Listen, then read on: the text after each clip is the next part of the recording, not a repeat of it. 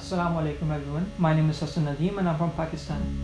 My student ID is TP062038 and I belong to the module MLY3 taught by Ms. Noodle. I'll be talking about the independence days of Pakistan and Malaysia.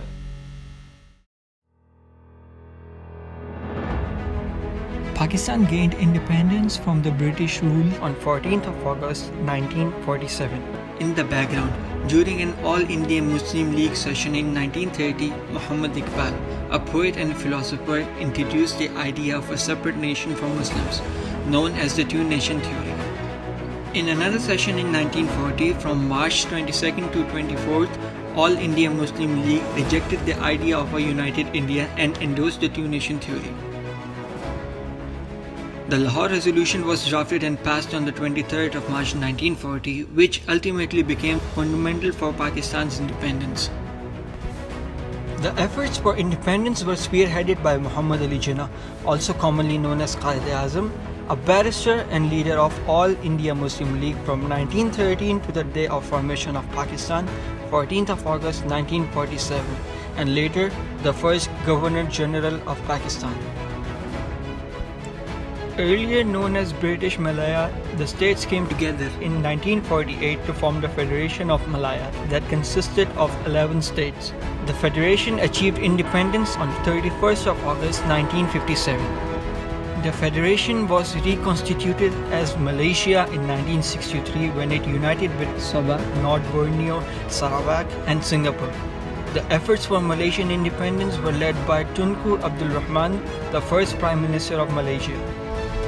While the cultures and traditions of both countries may fall on different regions of the spectrum, the celebrations for Independence Day remain similar, including military parades, abundance of patriotic songs, carnivals, and citizens dressed in clothes representing their respective countries.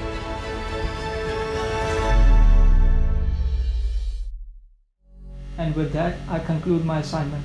Thank you. Hi everyone, my name is Deshaka Sanivaratna. I am from Sri Lanka and I am a ME student of APU. My TP number is TP062458 and this is my MLY3 Independence Project. Sri Lanka gained independence on the 4th of February 1948 and 9 years later in 1957 Malaysia gained independence. What both countries have in common is direct and indirect effects of European colonization that affects who we are as a nation. The two countries have a diverse and multicultural society, reformed during the British rule. Buddhism is the main religion in Sri Lanka and was pre-established long before independence. Christianity and Islam was spread during the period of European colonization. In Sri Lanka, Independence Day is known as Nidahas Dine, celebrated in Nidahas Chaturashra. And in Malaysia, it is known as Merdeka Day, celebrated at Merdeka Square. Malaysia Federation was also known as the Malaysian Peninsula. Sri Lanka was also known as Serendip, Ceylon and the Pearl of the Indian Ocean for some of the common synonyms used back during the independence.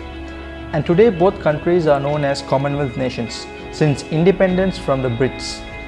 Ever since both countries gained sovereignty from the Brits, Independence Day marks the end of colonialism and the common aim to commemorate the heroism of brave people and eternal independence of both countries. Thank you for being a great audience. Hello everyone, my name is Kanemasa Chingongo. I am a student at APU studying Electronic and Electronics Engineering. Today I'll be comparing the independence days of Zambia and Malaysia. To begin with, Malaysia got its independence first on 31st August 1957 from the British. The fight for independence was led by a man named Tunku Abdul Rahman, who became Malaysia's first Prime Minister. He led a delegation of ministers and political leaders to London for the negotiations. After the negotiations were done, on 30th August, over 20,000 people gathered at Pedang Medaka to witness the handover ceremony, which was later conducted on 31st August 1957. Zambia got its independence later on 24th October 1964 from the British as well. The fight for independence was led by a man named David Kenneth Kaunda, who became Zambia's first Prime Minister and later the same year Zambia's first President. One of the most notable events during the struggle for independence was when a man named Mpundu Mutembo broke free from the chains that he was tied with. This event inspired the creation of the Freedom Statue, which is found in Zambia's capital city of Lusaka. Pictures of this statue can also be found on all of Zambia's banknotes. This concludes my presentation, and I hope you learned something from it. Thank you. My name is Bai Yuhao. I'm from China. Malaysia 3 APD1F 2009 CS. Today I will compare the Independence Day between Malaysia and China. Malaysia's Independence Day in August 31 in 1957. It is the unremitting effort of Malaysian people to achieve independence by getting rid of British colonial rule. Chinese Independence Day is October 1, 1949. The peace and freedom gained after fighting against the foreign aggression. The people of any country will be proud of their country's independence. Tunku Abdul Rahman said that greatest moment in the life of the Malaysian people. The same is true for the Chinese, although the two people use different methods to make the country independent, but the love for the country is true. Thank you. That is my presentation of the Independence Day between Malaysia and China. Hello, my name is Chen Lingyu. You can call me Chen. I'm from China. I will talk about Independence Day of Malaysia and China. First, on 31 August 1957, the United States of Malaysia declared its independence. September 16th is Establishment Day of Malaysia. 63 years ago, under the rule of Britain, the founding father of Malaysia, Tuan Abdullah, fought for the independence of his country. The flag of Malaysia was raised to mark the independence of his country from British colonial rule. Next, on 1st October 1949, the People's Republic of China was established. The founding of China ushered in a new era in Chinese history. China put an end to more than 100 years of aggression and slavery, finally become an independent country. The Chinese people become the master of this country. So, October 1st is the National Day of China. Hello Miss Nora and friends. My name is Laurentius Michael and my TP number is TP061310. Now I'm going to tell you about the comparison between Malaysia's independence and my nation's independence in order to fulfill my assignment in MLY3 subject. Both Malaysia and Indonesia have experienced ancient times, the golden age of Hinduism and Buddhism, Islamic era, independence, and onward. Before both countries were formed like nowadays, a long time ago there was an era called ancient times. Unfortunately, the evidence of this era is not that much, only some skeleton discoveries. Not only Malaysia but also Indonesia ever experienced the golden age of Hindu, Buddha, and Islam. After that, the Westerns commenced to do colonization. Malaysia was colonized by the British, while Indonesia was colonized by the Dutch. It is no doubt that colonization is one of the hardest time ever. At that time, we were dreaming how to get our independence. Until one day, on 17th of August 1945, Indonesia's founding father, Insinyur Soekarno, announced the proclamation, and ultimately, we gained our independence. While Malaysia got their independence from British on 31st of August 1957. Although Malaysia and Indonesia are the same, what we have experienced is pretty similar. Recent days, we have gained our independence, but there's still one thing remain. Independence is not just limited as how our country could release from the colonization, but it's also about how we can reach our vision as a nation.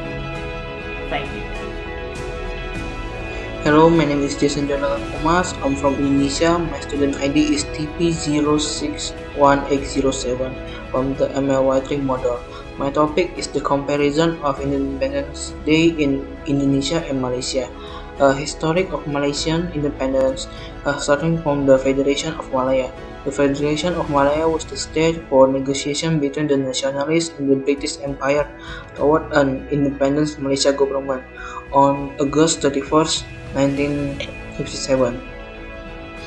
Today, Malaysian government celebrate Hari Merdeka on National Day every 31st August to commemorate the historic stepping stone toward the formation of the Malaysian state.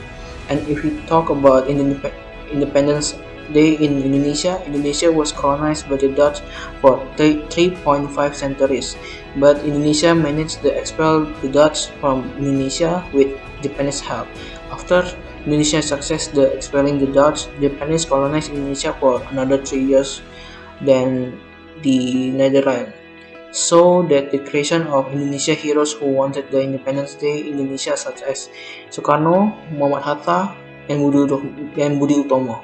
And in addition, Sukarno became the first president in Indonesia and his deputy was Muhammad Hatta. Thank you. Hey guys, my name is Ferdinand and I am from Indonesia.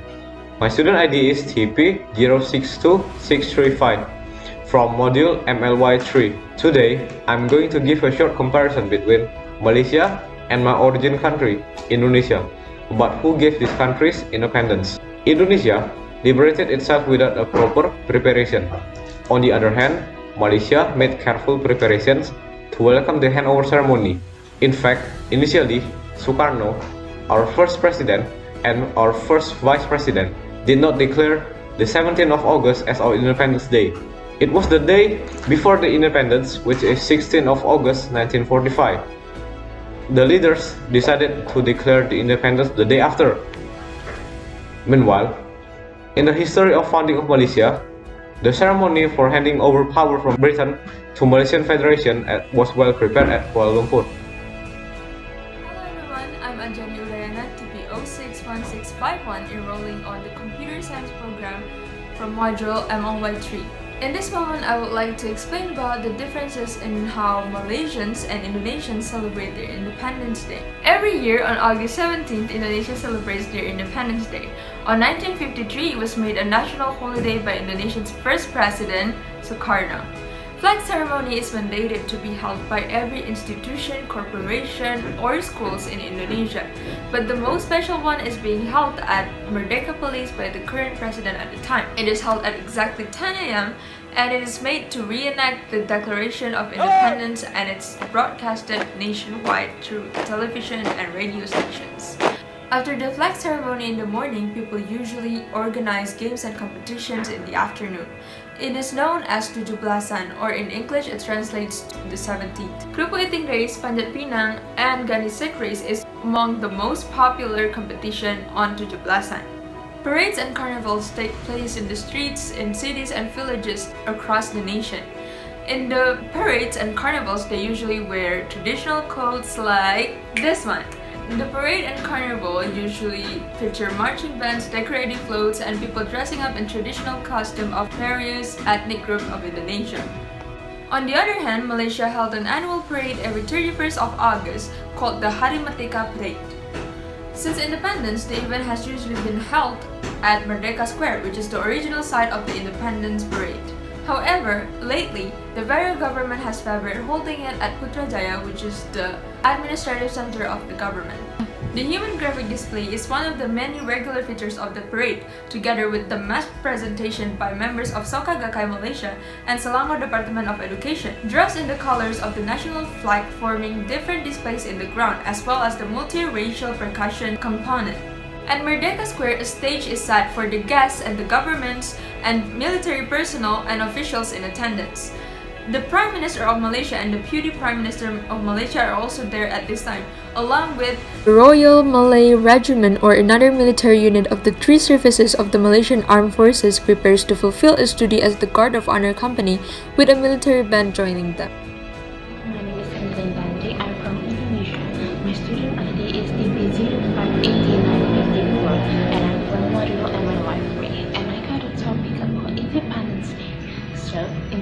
presentation, I will compare some aspects between Indonesia and Malaysia's independence. So, let's begin. Indonesia's independence fell on 17 August 1945.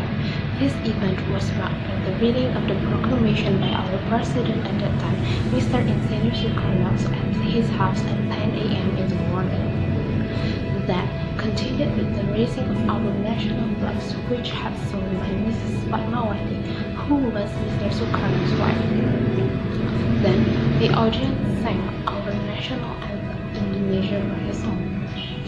This ceremony was attended by a few people only, due to the difficulties at that time. Nevertheless, this ceremony still occurred gratefully and solemnly. But then, of course, this great news was spread throughout the Indonesia by using the radio and also newspaper. On the other hand, Malaysia's independence was marked by the handover of the power from British to Malaysia.